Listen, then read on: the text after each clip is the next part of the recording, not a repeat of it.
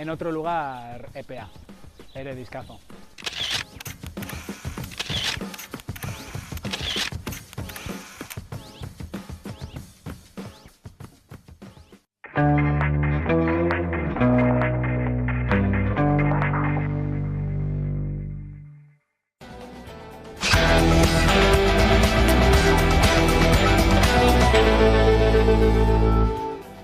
Norvegiako Statkraft enpresa publikoak proiektu bat aurkeztu zien asteartean Inigo Urkulluzko Jaurlaritzako lehendakariari eta Arantza Tapia ekonomiaren garapen jasangarritasun eta ingurumeneko sailburuari parke eoliko bat eraikitzeko Urola erdialdean eta beste bat Aramaio eta Eskoriatza artean. Azpeitiko udalak ontzat jo du proiektua eta Nagore Alkorta alkateak atzo hedabideen aurrean iragarri zuenez, herri batzar bat egingo dute haren inguruko xehetasun gehiago emateko. Gainera, Statkraft enpresa bera gonbidatu du batzarrera. Ordea Eskoriatzako alkateak, Jose Ramon Zubizarretak dio, enpresa ez dela harremanetan jarri haiekin, baina energia merkatzen duten eta autosufizientzia helburu duten proiektuak onuragarriak direla. Era berean Arantza Tapiak bi parke eolikoei buruz hitz egin zuen atzo jasangarritasun ingurumen eta ingurune naturalen batzordean eta adierazi zuen energia demokratizatzeko eta merkatzeko energia komunitateak ezinbestekoak direla.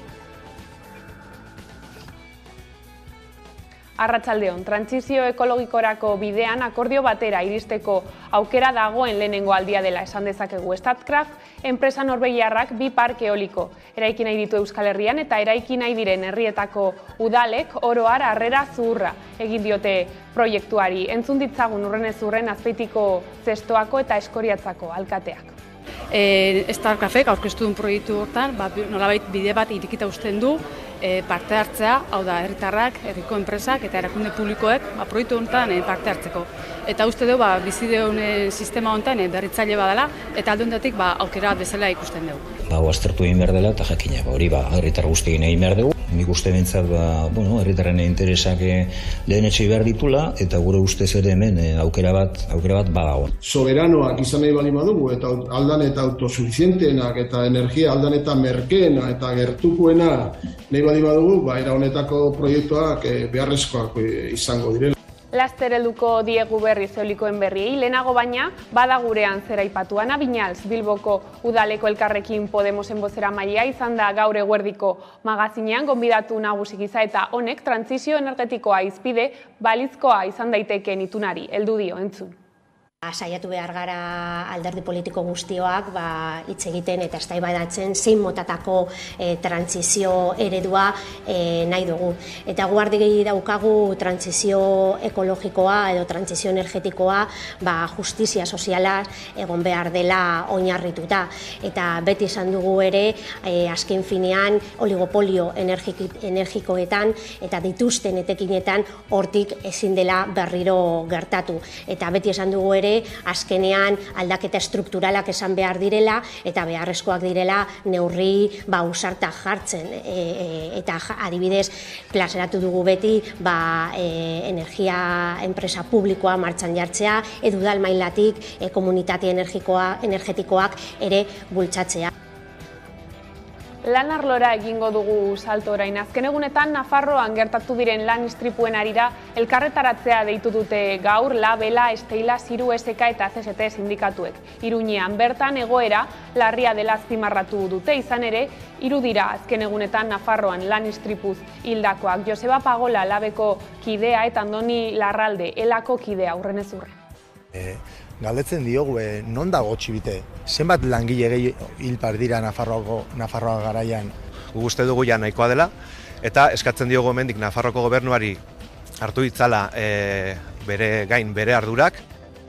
Langatazketan berriz, ArcelorMittaleko zuzendaritzak aldi baterako enplegu erregulazioko espediente bat proposatu die sindikatuei Espainiako estatuko zentro guztietarako kondesan izan ezik 2023ko abenduaren 31 arte indarraldia izango duena. Sindikatuen lehen erreakzioek erabakia bidegabetzat jo dute, esaterako Elak uste du ArcelorMittalek ez duela estatu mailako erregulaziorik behar eta sindikatuak nahiko luke Euskal Herri mailan egitea negoziazioa. Hala ere, Unai Martinez elako industria arduradunak 11 telebistari azaldu dionez, ArcelorMittalek beti inposatzen ditu halako neurriak, entzun.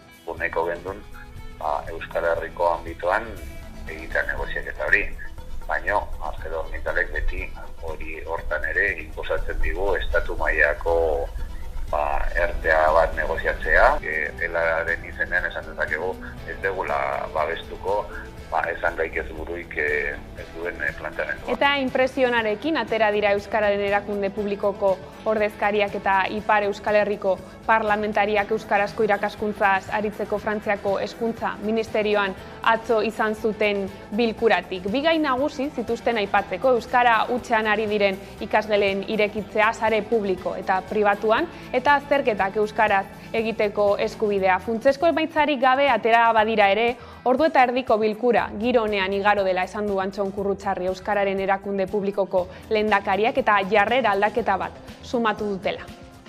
Giro aski positibo batean iraganda. Erraiteko ongi errezebituak izan girela, ongi errezebituak zergatik ziren gure parian 5 pertsona ziren, eta horrek erakusten zuen arreta handirekin horrek erakutsi du. Arreta handirekin hartu dutela gure hitzordu hori eta gure eskakizunak entzun dituztela. Emaitza nagusiak, bilkura hontakoak, horietakoak basoa gutxia ipatu da eta bigarren bilkura bat egin beharko du. Eta hezkuntza Eusko Legebiltzarrak apirilaren 7an jarri zizkion hezkuntza legea ontzeko sumeak Eusko Jaurlaritzari, EAJak, EH Bilduk eta PSEek Elkarrekin Podemosek ere bai, hezkuntza akordioa sinatu ostean. Atzo argitaratu zen hezkuntza legearen aurreproiektuaren lehen zirriborroa eta gaur jarriko dute jendaurrean. Gero, zenbait ekarpen jaso eta Gobernu Kontseiluan onartuta Eusko Legebiltzarrera bidali asmo dute urtea amaitzerako tramitazioak jarrai dezan. Jokin Bildarratz hezkuntza sailburuak atzo esan zuenez, ateak zabalik dituzte hitz egiteko. Prozedura hala Elkarrekin Podemosek ez du gustuko Eusko Jaurlaritzaren hezkuntza legearen aurreproiektua.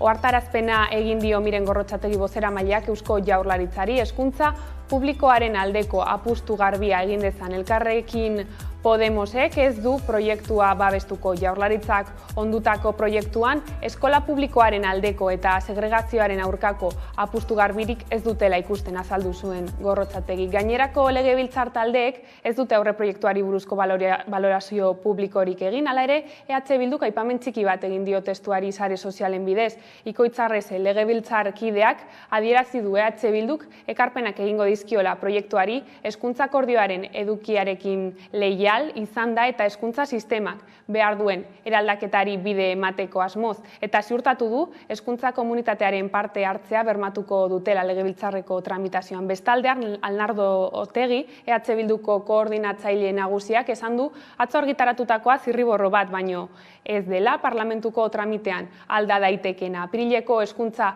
akordioa ipini du beharreko eredutzat. Koalizioari akordio ona iruditzen zaiola esan du, eredu propio baterako trantsiziorako oinarriak ezartzen dituelako, euskal hezkuntza eredu nazional baterako.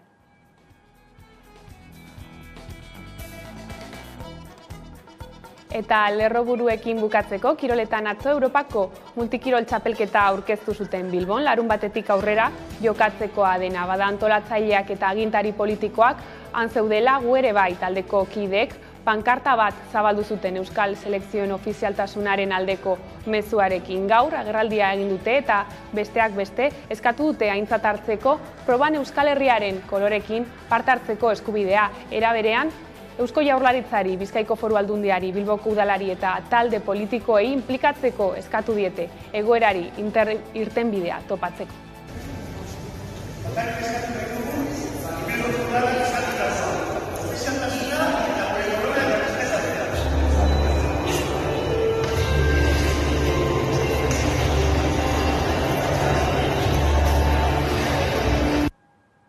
Lerroburuak horrela heldu diezaiogun eguneko argazkiari. Trantsizio ekologikorako bidean, akordio batera iristeko aukera dagoen lehenengo aldia dela esan dezakegu. Statkraft enpresa norvegiarrak 2 parke eoliko eraiki nahi ditu Euskal Herrian eta eraiki nahi diren herrietako udalek oro har harrera zuhurra egin diote eta aukera posibletzat hartu.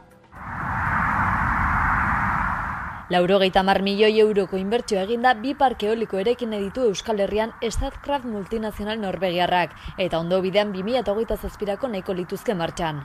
Bata Debagoienan bertan, Eskoriatza eta Aramaio artean, hori handiena, bestea berriz Urolan, Azpeitia, Errezil eta Zestoa arteko lurretan. Eta gu Azpeitira hurbildu gara, udalak ez du zehaztu parke eolikoaren tokia zein izango den, baina inguruko herritarrek 11 telebistari adierazi diote saioan hemen jartzeko susmoa dutela, Arauntza mendiaren eta Mugarri luze puntaren artean. 2 parke eoliko horiek egin nahi diren herrietako udalek gehienak Bilduren aginpekoak harrera zuhurra egin diote egitasmoari eta aukera posibletzat ikusten dute. Proiektua aztertzaren alde agertu dira. Starcafek aurkeztu duen proiektu hortan, nolabait bide bat irekita uzten du parte hartzea, hau da, herritarrak, herriko enpresak eta erakunde publikoek proiektu honetan parte hartzeko. Eta uste dugu bizideun sistema honetan berritzaile badala eta alde honetatik aukera bezala ikusten dugu. Proiektu honi momentuz mentzat, ez diogu ez alde eta ez aurka gaudenik esaten, baina bai, aztertu egin behar dela eta jakina, hori herritar guztiekin egin behar dugu. Nik uste bentzat, herritarren interesak lehenetxe behar ditula, eta gure ustez ere hemen aukera bat badago. Soberanoak izan nahi bali badugu, eta aldan eta autosuficienteenak, eta energia aldan eta merkeena, eta gertukuena nahi bali badugu, era honetako proiektuak beharrezkoak izango direla. Beraz, trantsizio ekologikorako bidean akordio batera iristeko aukera dagoen lehenengo aldia dela esan dezakegu.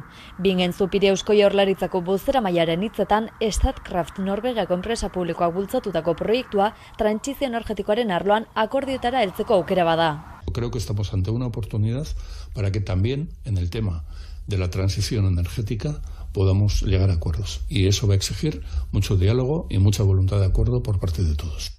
Garaizaia datozela diote agintariek krisi energetiko aurretik eta testuinguru honetan energia berriztagarrien beharra eta garaira egokitu beharra dugula azpimarratu dute alderdiek. Bilduren kasuan Mikel Oterok Twitterren adierazi du fase hasi berri batean gaudela, baina gure kontsumak eta mendekotasun energetikoa ikusirik aurrezpen eta eskala deszentralizatuan esfortzu titaniko bat egin arren, eskala ezberdinetako berriztagarriak beharko ditugula ikusita irekiko den aukera aztertu behar dela. Beti ere jakitun izanik klima aldaketaren ondorioen aroan gaudela eta gure gizarte eta ekonomia sarea errealitate berrira egokitu behar dugula. Zentzu horretan EAJko Euskadi buru batzarrak sare sozialetan zabaldutako agire batean eskatu du Bilduren jarrera politikoaren aldaketatzat jo duena egitasmo honetara soilik ez mugatzea. Horren aurrean Radio Euskadik Arnaldo Otegiri eginiko elkarrizketan zehaztu du EAJ dela bere jarrera aldatu duen bakarra. Adieraziz EAJak nuklearraren alde egin zuela, gasaren alde gero eta berriztagarrien alde orain. Gaineratu du Statkraften kasuan ezberdina dela, enpresa ehuneko publikoa dela kode etiko oso argiarekin eta prezio eskuragarriekin. Enpresa norvegiarra hidroelektrikoen arloan hasi zen, baina jauzia egin du beste berriztagarri batzuetara tartean eolikora. Orain gasaren eta energiaren krisi betean Euskal Herrian 2 parke eoliko eraikitzearen apostua egin du, ikusi jarraian xetasun gehiago. Euskal Herrian 2 parke eoliko berri eraikitzeko proiektu aurkeztu dio Statkraft enpresak Jaurlaritzari. Oraingoz dakigun bakarra da enpresa norvegiarrak egin nahi duela, baina sakondu dezagun gehiago. Statkraft AS enpresa hidroelektrikoa da eta Norvegiako estatuak du jabetza osoa. Energia berriztagarrien Europako sortzailerik handiena da, Norvegiako eta eskualde Eskandinaviarreko 3. energia ekoizle handiena izanik, eta Statkraftek energia hidroelektrikoa, haize energia, gas energia, hiriko berekuntza eta eguzki energia garatu eta sortzen ditu, eta nazioarteko energia merkatuetan ere parte hartzen du. Enpresak 3.600 langile inguru ditu eta Oslon Norvegako hirian du egoitza. Dena den 2019tik Iberiar penintsulan ere badu bere bulegoa eta ordutik Statkraft oso eragile aktiboa bihurtu da energia berriztagarrien garapenean Espainian eta Portugalen. Baina sakondu ezagunare gehiago, zeintzuk dira enpresa honen ezaugarri nagusiak? Hasteko eta behin 100 urtetik gorako enpresa publikoa da, 100%. Gainera enpresaren ikuspegi estrategikoari dagokionez 3 ardatzen inguruan egituratu dute Euskal Herrian ezarri nahi diren parke eolikoen plana. Energiaren sozializazioa 0 kilometroko hornidura elektrikoa euskal industriarentzat eta lankidetza publiko-pribatua. Statkraften estrategiak epe luzerako konpromiso bat eskatzen du, non herritarrak zen euskal enpresa sarea inplikatuko diren. Horretarako Statkraftek gizarte partaidetzako formuletan aurrera egiten du, hala nola tokiko energia komunitateetan. Horrela enpresak bermatu du proiektuak eragindako udalerrietako eta hurbilen dauden inguruetako euskal herritarrek aukera izango dutela Euskal Herriko energia trantsizioko prozesuan zuzenean parte hartzeko, eta zuzeneko onura ekonomiko jasoko dutela, elektrizitate kostuetan aurrezpen nabarmenak eginez. Statkraftek bestalde industriaren deskarbonizazioaren eragileetako bat izan nahi du, iraunkortasun ekonomikoa, ingurumenekoa eta soziala lortzeko asmoz. Gainera konpainiak erakunde publikoen proiektuetan parte hartzea aurre ikusten du, eta horrela parkeetan tokiko bazkide estrategikoak egotea ahalbidetuko luke. Proiektu horiekin bere presentzia berriztagarria sendotzeko eta trantsizio energetikoa bultzatzeko. Bada bi parke eolikoen proiektu aurrera aterako balitz, 78.000 etxebizitza hornitzeko adina energia sortuko litzatekela aurre ikusten da, eta 2027ko martxan nahi dituzte. Bilboko Iberdrola dorrean garatutako Deusto Business alumni topaketan parte hartu duen bitartean, Sánchez Galanek energia krisiari aurre egiteko Europar Batasunaren plana aipatu du. Iberdrolako presidenteak bereziki babesten du Europak trantsizio energetikoaren alde egindako apustua eta erabat premiazkoa dela adierazi du. Bere aldetik zuhurtzia eskatu du merkatuak ukitzeko sektore askori eragin eta ondorio beldurgarriak izan ditzakelako. Horrez gain ere kontsumoa jaistea beharrezkoa dela esan du. Hay que bajar el consumo. Si no queremos tener problemas de cara a este invierno, hay que bajar el consumo. Es la primera recomendación. Nos ha cogido el toro. Estamos ya en un momento en el cual necesitamos que la demanda disminuya. Bestaldetik, EH Bilduren ustez, Arantza Tapia Jaurlaritzako garapen ekonomikoko sailburuak atzo aurkezturiko energiaren kontingentzia planari zehaztasuna falta zaio. Mikel Otero, legebiltzarkideak hartu zuen hitza eztabaidan eta haren arabera plan horretan ez dago egungo beharrei egokitutako benetako plangintzarik, are gehiago esan duenez, neurri horiek ez dute balioko epe laburrean gas kontsumoa jaisteko edota argindarra aurrezteko. Honek duen karentzia nagusia da neurri zehatzen falta, programa zehatz baten falta, plangintza zehatz baten falta, non helburu batzuk ezartzen diren, adibidez ez duzu aipatu, ze aurrezpen espero da, ze epeetan, ze diru, ze nola egingo da guzti hau. Plan batek dituen zutabe nagusietan, bai, bukatzen dut, plan batek dituen zutabe nagusiak falta dira. Gaza eta argindarra aipatuta, Frantziako gobernuak jada argitu du zer egingo duen datorren urtean energiaren fakturekin. Aurten 4% igoera izan ondoren, gaza 15% garestituko da urtarrilaren batean eta argindarraren prezioak beste horren beste egingo du gora otsailaren lehenean. Elisabeth Borne lehen ministroak azaldu duenez, 16.000 milioi euroko kostua izango dute muga horiek Frantziako estatuarentzat. Bere gain hartuko baitu energiaren benetako kostuaren eta herritarrek eta enpresa txikiek ordaindutako dutenaren arteko aldea. Gainera, urtea amaitu bitartean, 100 edo 200 euroko laguntza zuzen bat jasoko dute 10 familiatik 4 errentarik apalenekoek.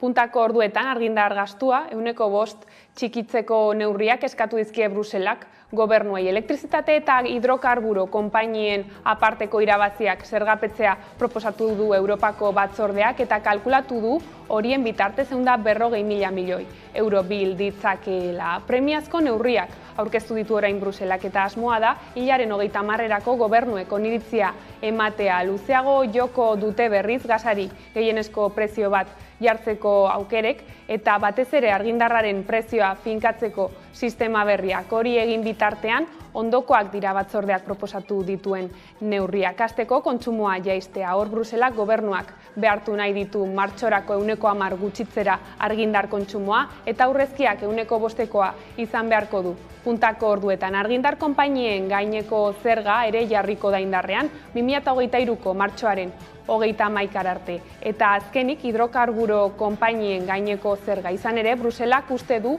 25.000 milioi euro bil daitezkela baldin eta estatukide guztietan tasa berezi bat ezarriko baliete erregai fosilak ustiatzen dituzten enpresei. Eta Gaztela eta Leongo juntako presidente orde Juan García Gallardok berriz Garoñako zentral nuklearra martxan jartzeko asmoa agertu du eta EH Bilduk iragarri du datorren astean Espainiako Senatuan Idurre Bideguren senatariak Espainiako gobernuari eskatuko diola eztabaida behingoz alde batera uzteko eta Garoñako zentral nuklearra berriro irekitzeari uko egiteko. Halaber, gasari eta energia nuklearrari atea erabat ixteko eskea ere egingo dio Bidegurenek Espainiako gobernuari. Eta horrekin batera, deskarbonizazio prozesu bati heltzeko Alberto Frias, Lurra Elkarteko presidente eta Araba Garoñatik gabe plataformako eledun ohiak ere hitz egin du Garoña zentrala berriz irekitzea ergelen ametsa baino ez dela adierazi du ohar batean. Friasek gogorarazi du Nuklenor enpresa dela oraindik ere zentralaren jabea eta enpresa horrek ere ez duela bidegarritzat jotzen haren zabaltzea. Hortaz, irekiera posible horren kargu zein egingo den galdetu du. Gainera, zentrala berrerabiltzeak zentral nuklear berri bat eraiki beharra ekarriko lukeela adierazi du Friasek gogoratuta, zentrala desegite fasean dagoela eta erreaktore nuklearra duela 10 urtetik geldirik dagoela. Bestaldetik, azken egunetan Nafarroan gertatu diren lan istripuen harira, elkarretaratzea deitu dute gaur LAB, ELA, Esteila, Ziru, SK eta CGT sindikatuek, bertan egoera larria dela, azpimarratu dute Joseba Pagola LABeko kideak eta Andoni Larralde ELAko kideak. Izan ere, 3 dira azken egunetan Nafarroan lan istripuaz hilakoak eta urte osoan 14 igo da zifra. Sindikatuen ordezkarien hitzetan egoera jasanezina da eta erantzukizuna eskatzen diote Nafar gobernuari.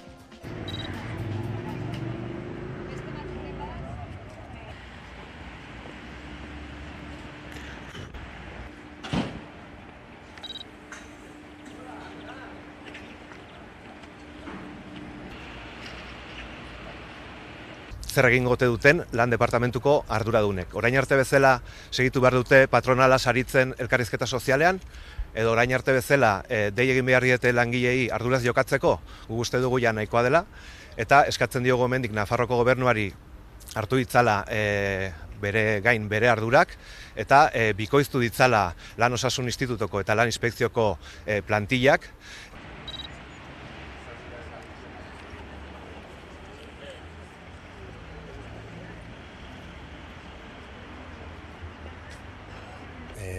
galdetzen diogu, non dago txibite? Zenbat langile gehi hilpar dira Nafarroa garaian txibitek zozer esateko? Bueno, Nafarroako gobernuari eskatzen diguna bada lehenbailen urgentziazko neurriak mahai gainean jarretezan.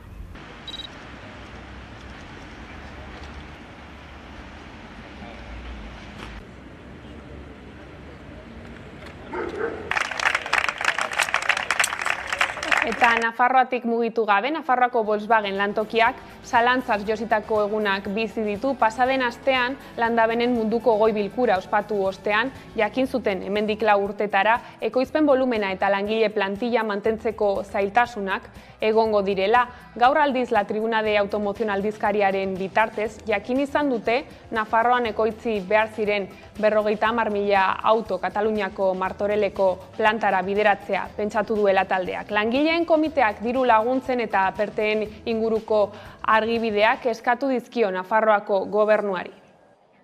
Gutxinaka, Volkswagen Nafarroako etorkizuna nolakoa izango den irudikatu genezake. Azken berria La Tribuna de Automoción aldizkariak eman du.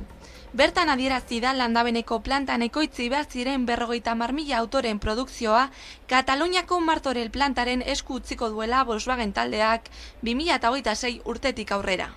Arrazoia Kataluniako lantegiak aurre ikusitako elektrikoetako bat azkenean ekoiztuko ez duelako.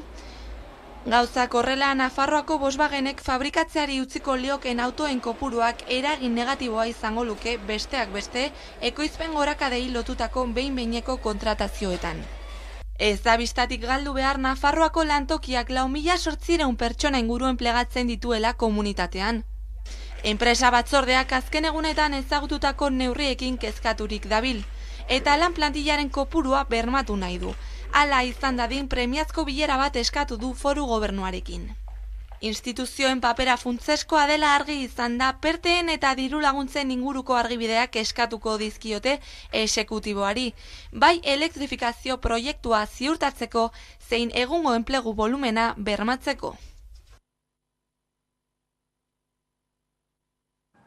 Asteazken arratsaldean ArcelorMittaleko Espainiako zuzendaritza sindikatuarekin bildu zen aldi baterako lan erregulazio espedientea proposatzeko eta horretarako negoziazio batzordea eratu du orain enpresak. Aiara de Urreta lankideak Ela sindikatuko industria arduradunarekin hitz egin du erabakiak langilei sortu dien gatazka. Zadi.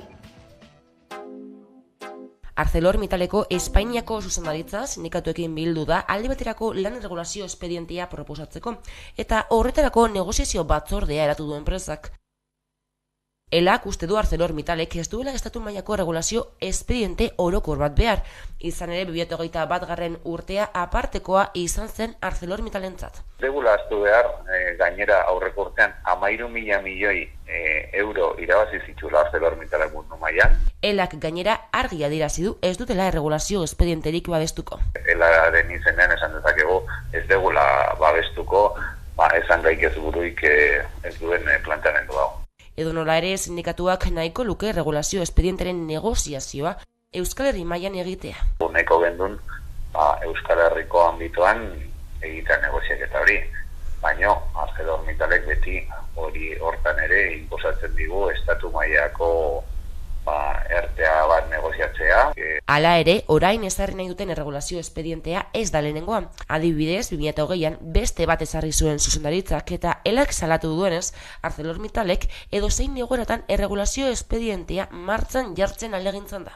Instrumentak erabili izan ditu, edozein egoeratan, naiz eta lankargak handiak izan edo pixkat gutxiago, hori flexibilitate instrumentu bat bezala erabiltzen du enpresak eta, alderdi horretatik ez da sorpresa bat. Udako geldialdiaren ondoren merkatuaren baldintza txarrak tarteko Sestaoko plantak ez zion jarduerari berriroekin eta zuzendaritzak orduan ohartarazi zuen ez zutela erregulazio espedientea baztertzen. Estamos produciendo casi a pérdidas. Es no rentable producir en estos momentos porque los precios de venta ni siquiera cubren los costes operativos. Elak aldiz guztiz kontrakoa esan du. Fabrika gehienetan lankargak handiak direla alegia. Arabako Errioxako mahats bilketaren festak 27. edizioa ospatuko du igande honetan Lantziegon. Nerea Garziak emango dizkigu xetasunak. Bi urteren ondoren mahats bilketaren jaialdia berriz ospatuko da Arabako Errioxan, Lantziegon hain zuzen ere. Igandean, mahastizan gehienek mahats bilketa geldituko dute eta jaialdian parte hartuko dute. Pandemiaren ondorioz bi urtez ospatu ezin izan ostean mahats bilketaren 27. edizioa bueltan da. Esta localidad de Rioja Alavesa, que se va a convertir este domingo en su mayor escaparate para nuestros vinos y sobre todo para nuestros trabajos o el trabajo, para poner en valor el trabajo de nuestros viticultores, de nuestras viticultoras y de los bodegueros del sector. Egitaraua igande goizeko 10:00 hasiko da, hainbat dantza taldek egingo duten erakustaldiaren eskutik eta arratsaldera arte luzatuko da. Pregoia Eneko eta Iker Pou anaiek irakurriko dute goizeko 11:00 eta ondoren mahats zapaltzeari ekingo zaio. Eskualdeko udalerri bakoitzeko ordezkariek mahats zazki txikibana uztu ondoren. Hortik aterako da zuzenean urteko lehenengo multzoa. Iker Pou naiz eta sekulako sorpresa eta ohorea izan da mahats bilketaren jaialdearen pregolariak izatea, aurten sekulako ohorea, eta espero dut jende guztiari ikustea aurten Lantziegon. Bueno, han ikusiko gara, espero dut asteburu hontan jende guztia handikan ikustea. Venga, besarka handi bat, zaindu! Mahats bilketaren jaialdia 1984an sortu zen, kuadrillako bizilagunen interesak bultzatuta, beren produktu sozial eta ekonomiko adierazgarrienari, hau da, ardoari, behar besteko jaialdia emateko. Horrela iritsi da albistegiaren bukaera. Gaurkoan Keia taldearen handitzen naizenean kantuarekin agurtuko zaituztegu, gustatuko zaizuelakoan, horren besterik ez gure aldetik. Hauek izan dira arratsaldeak gurean gaur utzi dituenak. Guztiak eta gehiago nahi duzuen aldiro 11.eus atarian. Gero arte. Handia egiten naizen